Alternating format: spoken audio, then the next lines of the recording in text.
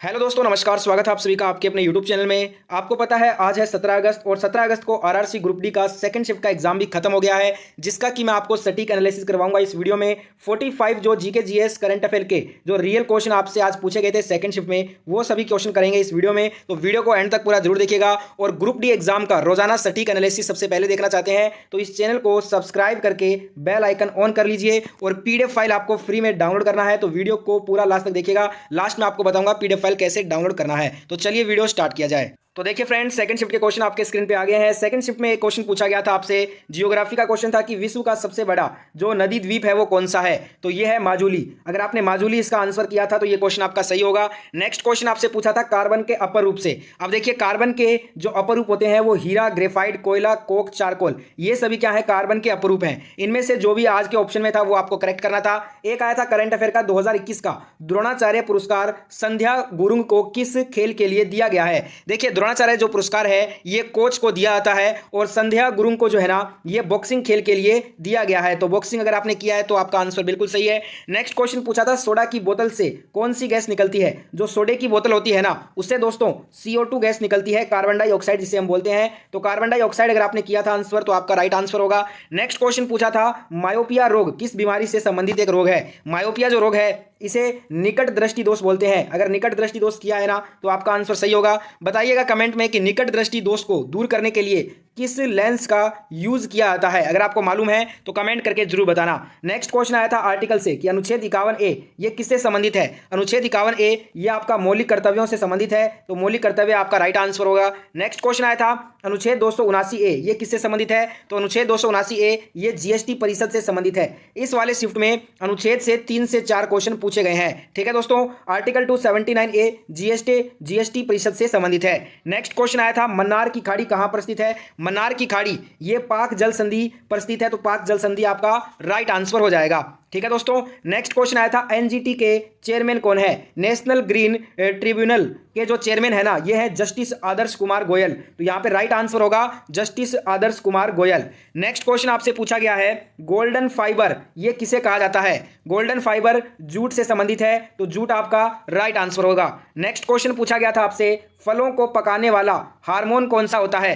फलों को पकाने वाला हार्मोन एथिलीन होता है, तो एथिलीन आपका राइट आंसर होगा। नेक्स्ट क्वेश्चन आया था हिजरी संवत ये कब शुरू हुआ। हिजरी संवत ये 16 जुलाई 622 में शुरू हुआ था, तो 16 जुलाई 622 आपका राइट आंसर हो जाता। नेक्स्ट क्वेश्चन आया था समतल दर्पण से बने प्रतिबिंब की प्रकृति कैसी होती है। समतल दर्पण से बने प्रतिबिंब की प्रकृति सीधी व आभासी होती है, तो सीधा व आभासी आपका राइट आंसर होगा। नेक्स्ट क्वेश्चन पूछा गया था स्वच्छ पर्यावरण का अधिकार किस अनुच्छेद से संबंधित है। स्वच्छ पर्यावरण का अधिकार अनुच्छेद 21 से संबंधित है, तो आर्टिकल 21 आपका राइट आंसर होगा। नेक्स्ट क्वेश्चन पूछा गया था कर्नाटक के मुख्यमंत्री कौन है। वर्तमान में कर्नाटक के मुख्यमंत्री हैं बसवराज बोमई, तो यहाँ पे बसवराज बोमई आपका राइट आंसर हो जाएगा। नेक्स्ट क्वेश्चन आया था एग्जाम में पीएच का पूरा नाम क्या होता है। पीएच का फुल फॉर्म बेसिकली आपसे पूछा गया, तो पोटेंशियल ऑफ हाइड्रोजन ये होता है पीएच का पूरा नाम। नेक्स्ट क्वेश्चन आया था सेकंड शिफ्ट में नर्मदा नदी का उद्गम स्थल कहां है। नर्मदा नदी का उद्गम स्थल है अमरकंटक, तो अमरकंटक आपका करेक्ट आंसर हो जाता। नेक्स्ट क्वेश्चन पूछा गया था संगाई हिरण ये कहां पर पाया जाता है। बात करें दोस्तों संगाई हिरण की तो ये आपका मणिपुर में पाया जाता है। मणिपुर इस क्वेश्चन का करेक्ट आंसर हो जाता। नेक्स्ट क्वेश्चन पूछा गया था चॉकलेट में कौन सा विटामिन होता है। चॉकलेट में दोस्तों विटामिन ए पाया जाता है, और विटामिन ए का रासायनिक नाम होता है रेटिनोल, और जिसकी कमी से जो है ना दोस्तों रतौंधी रोग हो जाता है। नेक्स्ट क्वेश्चन पूछा था आपसे महिला के लिए पंचायत समिति में आरक्षण कितना है। महिला के लिए पंचायत समिति में 1/3 आरक्षण है, तो 1/3 आपका राइट आंसर होगा। एक क्वेश्चन आया था अनुच्छेद 48A ये क्या है। अनुच्छेद 48A जो है ना ये राज्य सरकार को निर्देश देता है कि वह पर्यावरण की सुरक्षा और उसमें सुधार को सुनिश्चित करें तथा देश के वनों तथा वन्य जीवन की रक्षा करें। ठीक है दोस्तों, एक क्वेश्चन पूछा था आपसे निजामुद्दीन औलिया की दरगाह ये कहाँ पे स्थित है। निजामुद्दीन औलिया की दरगाह ये नई दिल्ली में स्थित है, तो नई दिल्ली अगर आपने क्वेश्चन का आंसर किया है तो ये क्वेश्चन आपका बिल्कुल करेक्ट होगा। एक क्वेश्चन था करंट अफेयर का मानव विकास सूचकांक 2021 की रिपोर्ट के अनुसार भारत का स्थान कौन सा है। मानव विकास सूचकांक 2021 की रिपोर्ट के अनुसार भारत का स्थान 131वां है, तो 131वां अगर आपने किया था तो आपका आंसर बिल्कुल सही है। पहले स्थान पे है नॉर्वे। नेक्स्ट क्वेश्चन आया था विटामिन B12 का केमिकल नेम आपसे पूछा गया। विटामिन B12 का रासायनिक नाम होता है साइनोकोबाल्मिन, तो यहाँ पे साइनोकोबाल्मिन जो है आपका राइट आंसर होगा।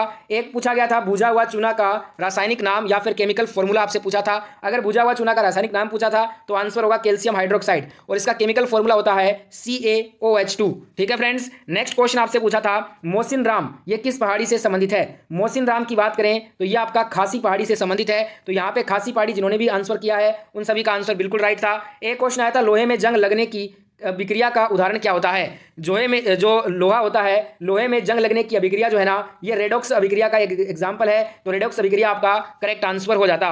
नेक्स्ट क्वेश्चन आपसे पूछा था वित्त आयोग किस अनुच्छेद में आता है। वित्त आयोग की बात करें तो ये अनुच्छेद 280 क में आता है। तो यहाँ पे अनुच्छेद 280(1) आपका राइट आंसर हो जाता। नेक्स्ट क्वेश्चन आया था फ्लेमिंग के बाएं हाथ का नियम। देखिए फ्लेमिंग के बाएं हाथ के नियम से क्वेश्चन था जिसमें कि अंगूठा बल को दर्शाता है, जो उंगली होती है वो चुंबकीय क्षेत्र और विद्युत धारा को दर्शाती है। इस प्रकार से क्वेश्चन अगर पूछा गया होगा तो आप देख लीजिएगा। एक आपसे दर्पण से सूत्र से संबंधित कोई क्वेश्चन था, एग्जैक्ट क्वेश्चन नहीं मिला है, याद है तो कमेंट कर देना। एक क्वेश्चन था राहुल गांधी की लोकसभा सीट जहां से वो चुनाव जीते थे 2019 में, तो उस सीट का नाम है वायनाड। तो वायनाड अगर आपने किया है तो आपका आंसर बिल्कुल राइट होगा। एक आया था स्टैच्यू ऑफ यूनिटी की हाइट पूछी गई थी। सरदार वल्लभ भाई पटेल की यह मूर्ति है जिसकी टोटल हाइट 182 मीटर है। एक आया था आर्टिकल 51 ये किस भाग में है। जो अनुच्छेद 51 है ये भाग 4A में है, तो भाग 4A आपका राइट आंसर होगा। एक आया था क्लोरीन का इलेक्ट्रॉनिक विन्यास क्या होता है, तो इसका इलेक्ट्रॉनिक विन्यास होता है 287। नेक्स्ट आपसे पूछा था मन्नार की खाड़ी भारत को किस देश से अलग करती है, श्रीलंका से। पाक जल संधि वाला ये क्वेश्चन था, दोनों में से जो भी एग्जैक्ट क्वेश्चन था कमेंट कर दीजिएगा। एक था 2026 में कौन सा शहर ओलंपिक खेलों की मेजबानी करेगा, तो मिलान और कोर्टिना इटली के मेजबानी करेंगे 2026 में ओलंपिक की। और 2026 का कॉमनवेल्थ गेम जो होगा वो विक्टोरिया ऑस्ट्रेलिया में खेला जाएगा। एक आया था यूएनओ का मुख्यालय ये आपका न्यूयॉर्क संयुक्त राज्य अमेरिका में स्थित है। एक पूछा था बापू द अनफॉरगेटेबल शीर्षक एक कॉफी टेबल बुक का विमोचन किसने किया, ये मनीष सिसोदिया ने किया है। एक आया था पानीपत का तीसरा युद्ध ये 14 जनवरी 1761 को लड़ा गया था। एक पूछा था रेड डाटा बुक कौन जारी करता है, IUCN के द्वारा रेड डाटा जो है ना बुक जारी किया जाता है। एक आया था फिलीपींस की राजधानी तो हो जाएगा मनीला।